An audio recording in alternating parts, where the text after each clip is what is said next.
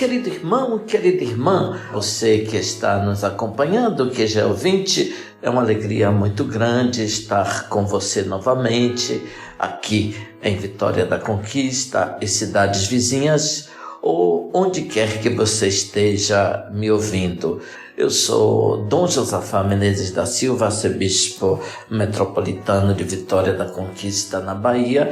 Seja muito bem-vindo. Hoje são 23 de julho de 2023. Nós celebramos o 16º domingo do Tempo Comum. O Evangelho deste Domingo do Tempo Comum é a continuidade do capítulo 13º de São Mateus, onde estão várias parábolas de Jesus. Domingo passado vimos a parábola do semeador, que saiu semeando a sua semente e espalhando-as nos vários tipos de terreno. Hoje nós temos ainda o capítulo 13º e temos dos versículos 24 ao 43, ou a versão mais breve, 24 a 30, que nós vamos ler agora. Naquele tempo, Jesus contou outra parábola à multidão. O reino dos céus é como um homem que semeou a boa semente no seu campo. Enquanto todos dormiam, veio o seu inimigo, semeou o joio no meio do trigo e foi embora. Quando o trigo cresceu e as espigas começaram a se formar, apareceu também o joio. Os empregados foram procurar o dono e lhe disseram: Senhor, não semeaste boa semente no teu campo? De onde veio então o joio? O dono respondeu: foi algum inimigo que fez isso. Os empregados lhe perguntaram: queres que vamos arrancar o joio? O dono respondeu: não. Pode acontecer que, arrancando o joio, arranqueis também o trigo. Deixai crescer um e outro até a colheita. E no tempo da colheita, direi aos que cortam o trigo: arrancai primeiro o joio e o amarrai em feixes para ser queimado. Recolhei também o trigo no meu celeiro. Ouvinte, portanto, nós lemos a versão abreviada do Evangelho deste domingo. Praticamente lemos a primeira parábola, a do joio e do trigo. Mas ao todo são 3 parábolas. A do joio e do trigo que nós lemos, do grão de mostarda e do fermento na massa. Depois da parábola do fermento, tem uma explicação da parábola do joio e do trigo. Comecemos, ouvinte, analisando os diversos versículos. Primeiro, o reino dos céus é como? É a forma introdutória com algumas pequenas variações que Mateus normalmente utiliza para iniciar as suas parábolas. Os rabinos também, quando introduziam as suas parábolas, utilizavam uma fórmula muito parecida. Devemos entender assim: no reino do céu acontece algo que tem uma certa semelhança com aquilo que é narrado e está contido, portanto, na vida cotidiana. A história humana, então, serve de base para uma reflexão sobre o reino dos céus. Então, devemos entender assim: o reino é semelhante a essa dimensão da história humana. Qual é a dimensão? O Evangelho continua: um homem que semeou boa semente no seu campo. Mesmo dispondo de servos, como deixa supor a parábola, o próprio proprietário semeia, então, a boa semente. Ele representa a Deus, ele semeia e ele é responsável também por semear uma semente de boa qualidade. O adjetivo bom é importante. Recorda os primeiros capítulos do livro do Gênesis, que dizem que Deus fez boas todas as coisas. Toda a criação é boa. E a semente também é boa. O texto continua: enquanto todos dormiam, veio o inimigo, semeou joio no meio do trigo e foi embora. De noite, quando todas as pessoas dormem, portanto, o inimigo vem clandestinamente e semeia a cisânia. Notemos que o texto diz seu inimigo. Inimizades entre pessoas que são proprietárias de terras não é uma coisa estranha no mundo do campo. Devemos notar ainda que o texto diz que ele semeia a cisânia, que é uma erva daninha que nem as pessoas mais especializadas conseguem distinguir para separá-la do trigo. O texto diz que elas, de fato, crescem juntas. De noite quer dizer que, vindo o cansaço que se abate naturalmente sobre as pessoas que trabalham no campo, então elas ficam mais inativas. Mas de noite quer dizer também que as pessoas deixam de vigiar o campo porque se distraem, se embriagam, ficam desatentas, se perdem nas coisas superficiais. O inimigo representa a lógica do mundo, a mentalidade que é contrária ao Evangelho. Basta um pouco de desatenção, as pessoas terminam se adequando à moral corrente, assimilando os princípios deste mundo. Não é fácil perceber que as pessoas estão contaminadas pela lógica mundana no primeiro momento. O mal muitas vezes se traveste de bem. Quando se contempla os resultados, então se vê que o germe de morte penetrou na mente e no coração das pessoas. A cisânia é uma erva que produz uma espécie de pó tóxico e destrutivo. Semear erva daninha, muitas vezes por vingança, no campo do outro, era comum em ambientes rurais do tempo da antiguidade. Por isso, o direito romano sancionava com muita força quem fizesse esse mal. No Levítico 19 diz que é uma infração à lei mosaica essa obra de semear uma semente ruim quando as pessoas já semearam uma semente boa. De noite, portanto, acontece essa ação do inimigo.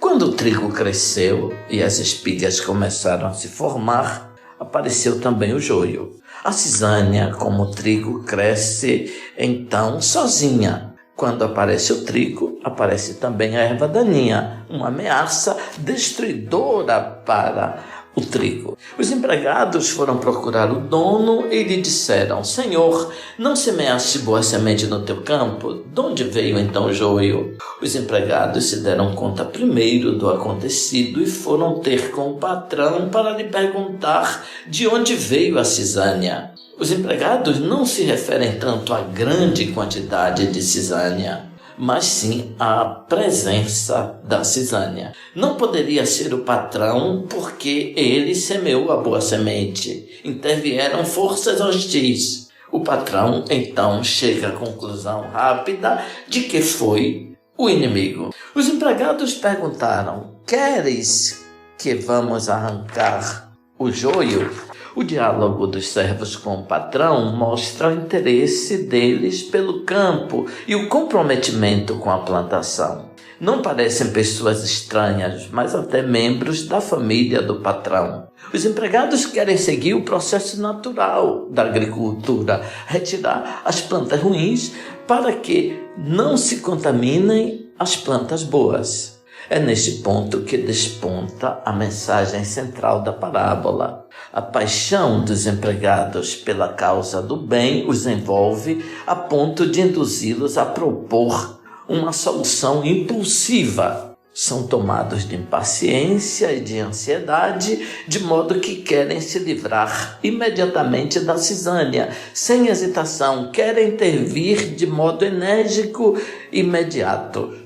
O patrão respondeu: não, pode acontecer que arrancando o joio, arranqueis também o trigo.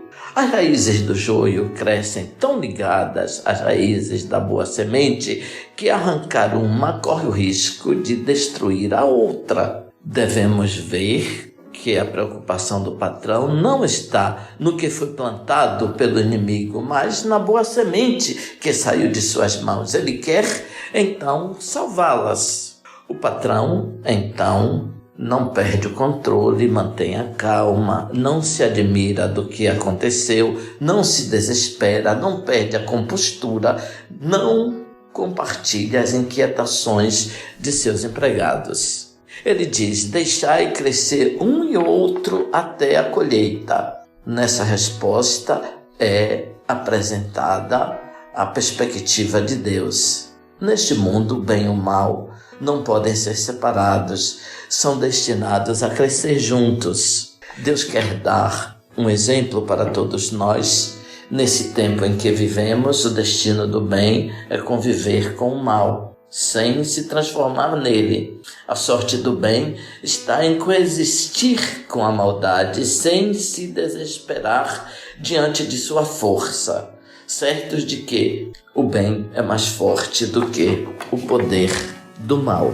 O discípulo deve se acostumar a dizer sim a Deus ao lado das pessoas que o ignoram e tentar fazer a sua vontade ao lado de quem não a faz. Perder a paciência com os maus não torna o discípulo de Cristo melhor e mais santo. Abandonar Deus porque o mal persiste é desconfiar do empenho divino de vencê-lo para sempre, dia após dia.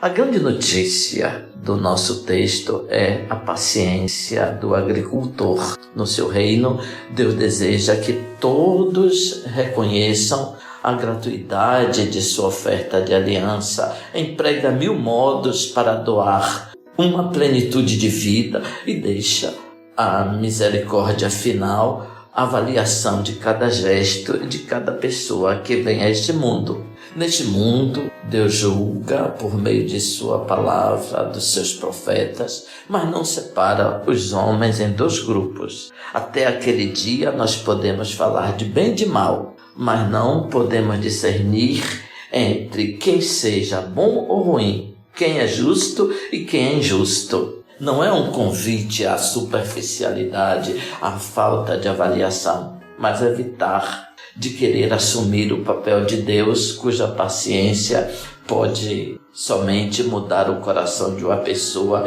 em qualquer momento. Como agricultor da parábola, Jesus durante o ministério soube esperar a vitória do bem, apesar do aparente domínio do mal. Nós devemos adquirir o olhar de Deus, que não se detém primeiro no mal ou no pecado de uma pessoa, mas privilegia o bem. Aquele campo semeado de boa semente, assediado pela cisânia, é o nosso coração. Uma espiga de grão bom conta mais do que toda a cisânia do campo. O bem conta mais que o mal. A luz é sempre mais forte que a escuridão. Por incrível que pareça, a espiga futura, o bem possível amanhã, é mais importante do que o pecado de ontem. O mal de uma vida não cancela o bem realizado, não o anula. É, ao contrário, o bem que destrói o mal. A nossa estratégia é cobrir o mal com o bem, sufocá-lo de bondade, de generosidade, de coragem, de canto, de luz. Deixai crescer um e outro até a colheita, e no tempo da colheita direi aos que cortam trigo: arrancai primeiro o joio e amarrai em feixes para ser queimado. Recolhei, porém, o trigo no meu celeiro. Deus é paciente, não faz intervenções fortes em todos os momentos. Deixa a cada um a possibilidade real de decisão num sentido ou no outro. Respeita a liberdade humana. Nós pensamos então o mal vai destruir tudo. Tratando-se de pessoas humanas, existe sempre a possibilidade de conversão. O malvado pode se tornar uma pessoa boa. Eu não quero a morte do pecador, mas que ele desista de sua conduta maldosa e viva. Ezequiel 33. Deus dá a cada um a possibilidade de mudar a própria vida para melhor. Quando vemos que as pessoas malvadas estão fazendo ações ruins, nós devemos esperar com Deus a conversão, pedir para elas a graça divina, não o castigo. A conversão muitas vezes vem no final, mas é uma vitória do bem sobre o mal. Vejamos então, ouvinte, a segunda e a terceira parábolas. Uma semente insignificante, o grão de mostarda, uma quantidade pequena de fermento que a mulher usa para fermentar a massa, produzem a coisa mais impensada. Uma casa para os pássaros e uma abundância de pão. Coisas inicialmente insignificantes se convertem gradualmente em bens enormes. Não devemos nos deixar condicionar pela aparência quando Deus está em ação. O bem certamente acontece. A cisânia pode seriamente perturbar o crescimento da boa semente, mas um grão de mostarda pode se tornar uma grande árvore, e uma pequena porção de fermento pode levedar toda a massa. Na fragilidade, a semente do bem pode crescer sem que nada possa deter. Quem tem ouvidos para ouvir, ouça. Com suas parábolas, Jesus se refere à experiência acessível e evidente para todos. Cisânia e grão mostram duas realidades profundamente diferentes e que podem ficar juntas por muito tempo, mesmo que no final se separem. Grão de mostarda e o pó do fermento indicam algo pequeno e pouco vistoso, ao invés de permanecer sempre e necessariamente pequenos, se desenvolvem muito, chegando a superar realidades enormes. Eu concluo, ouvinte, com uma citação de São Jerônimo comentando o Evangelho de São Mateus. O homem que semeia em seu campo, nós entendemos que seja o Salvador, porque semeia nas almas dos seus discípulos e discípulas. Outros pensam que seja o próprio homem que semeia no campo de seu coração. A pregação do Evangelho é a menor entre todas as disciplinas. Se comparada, por exemplo, com a doutrina dos filósofos, realmente nós veremos que é pequena a semente do Evangelho. Porém, aquela doutrina dos filósofos, de fato, quando cresce, certamente não se torna tão vital. Muitas vezes se converte em erva que seca e cai. A pregação do Evangelho, porém, que no princípio parecia pequena, quando semeada na alma do fiel ou no mundo inteiro, não se transforma em erva que alimenta o gado, mas cresce e se transforma numa árvore, de maneira que as pessoas podem se abrigar debaixo dela. Aqui, ouvinte, podemos ir para a segunda leitura. Hoje nós temos o capítulo 8º da carta de São Paulo aos Romanos. Também o Espírito vem em socorro da nossa fraqueza, pois não sabemos o que pedir, nem como pedir. É o próprio Espírito quem intercede em nosso favor com gemidos inefáveis. E aquele que penetra o íntimo dos corações sabe qual é a intenção do Espírito, pois é sempre segundo Deus que o Espírito intercede em favor dos santos. São Paulo diz na carta aos Romanos, que lemos hoje na segunda leitura, que o Espírito vem em socorro de nossas fraquezas. O Espírito intercede por nós. O Espírito nos ajuda a rezar, mas também nos ajuda a crescer na nossa busca de Deus. O Espírito inspira por dentro a humanidade. Entre Deus e a humanidade tem o Espírito, e é Ele que semeia a boa semente em nosso coração, inundando-o de graça. Antes da bênção, ouvinte, queria lembrar que as nossas paróquias, durante este mês de julho, elas fazem uma reflexão sobre o dízimo. O Concílio Vaticano II, no decreto sobre a vida e ministério dos presbíteros, conclama os fiéis leigos a seguirem o exemplo dos fiéis da Igreja Primitiva de Jerusalém, onde tudo entre eles era comum, e distribuíam a cada um segundo as suas necessidades. Sabemos que o dízimo é a partilha daquilo que Deus nos oferece, uma forma de gratidão para com Ele, do qual nós recebemos tudo. Em nossa igreja particular, o dízimo é uma fonte de manutenção para a vida de nossas paróquias, viabilizando as ações pastorais e missionárias, construções, reformas, auxílio para os mais necessitados e uma série de outras realidades pastorais. Mesmo durante a pandemia da Covid-19, presenciamos o compromisso de muitos dizimistas que compreenderam que a igreja, de fato, não vive sem a generosidade deles. Não podemos deixar de crescer nessa consciência e o mês de julho se apresenta como tempo propício para a formação, meditação, revitalização da espiritualidade e da organização da pastoral do dízimo. Quanto mais conscientes, mais nos tornaremos corresponsáveis pelo dinamismo de nossa igreja arquidiocesana e mais nos empenhamos em todos os sentidos para que o Evangelho de fato seja proclamado a todas as gentes, sobretudo nas periferias geográficas e existenciais. Ouvinte, abençoe-vos Deus Todo-Poderoso, Pai, Filho, Espírito Santo. Amém. Louvado seja nosso Senhor Jesus Cristo, para sempre seja louvado.